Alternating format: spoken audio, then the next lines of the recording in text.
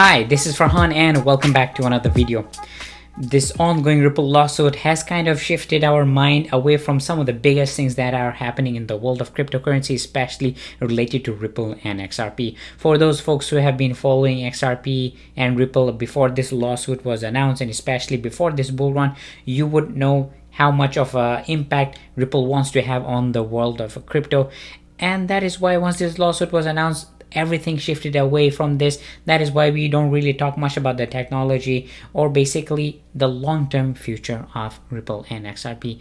But thankfully today we have an absolutely huge news related to this, and that is Ripple is partnering with a country, not just a company but a country, to test out central bank digital currencies.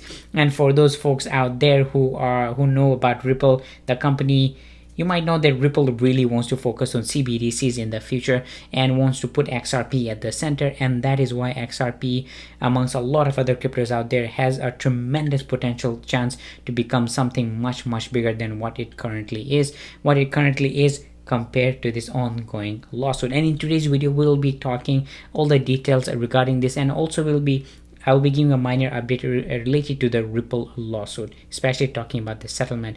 But before going on to those details, let's take a quick look at the price of XRP, because it seems that XRP is on the path of a rebound. The last couple of days in the entire world of crypto, it has been pretty much a bloodbath, but thankfully in the last 24 hours things have slightly recovered. Now for those folks out there who don't know why we saw such a huge crash in the prices of the crypto, not just XRP but pretty much the overall world of crypto, I talked about it extensively in my previous video, which I will be linking in the description box below. If you guys want to know more details about that, go and check it out. But specifically today, well, XRP has recovered and it has increased by about 7% compared to yesterday, but it is still down by about 10% compared to 1 week ago. The past 24 hours we saw the low point at around $0.92. Since then it has been slowly increasing, and it finally did cross that $1 barrier, and it is also thanks to Bitcoin price was able to increase as well, and it did cross that $44,000 barrier. Well, at least at the time of making this video, this is why it pretty much brought a lot of cryptos up with it. In fact, we saw some altcoins out there posting absolutely double-digit growth in the last 24 hours. Now talking about the daily summary here for XRP, it stands at a sell position. Couple of weeks back it was at a strong buy, but in the last couple of days it stood at a strong sell. Now the moving averages are at a neutral, technical indicators are a strong sell, and RSI, it is at a neutral point. Yesterday exactly this graph was at a strong sell and RSI was also at a sell position. For the weekly position, the summary has shifted to a buy from a neutral point, and also RSI now stands at a neutral point as well. RSI was also at a sell position. Now talking about the monthly position, it still stands strong at a summary at a strong buy, moving averages and technical indicators both suggesting a strong buy, and the RSI, it is also at a buy position. The last couple of days have been absolutely crazy in the world of crypto, and I'm pretty sure there are some folks out there who did take this opportunity to buy the dip. I personally did it myself. I'm wondering if you guys did it, and if you did, do let me know in the comment section below. And the next couple of days are going to be very interesting, and let's see where the price of XRP moves forward. Now moving on to some really great news. Especially this great news comes after some pretty very bad days for the price of XRP, and that is the country of Bhutan has announced that they are forming an official partnership to pilot out CBDC, a central bank digital currencies. As I mentioned previously, Ripple has been working on this for quite some time, and they have been talking extensively about how Ripple eventually wants to be that central bank digital currency, that the core currency, XRP, should be the core currency to be used on all of these central bank digital currency ledgers out there.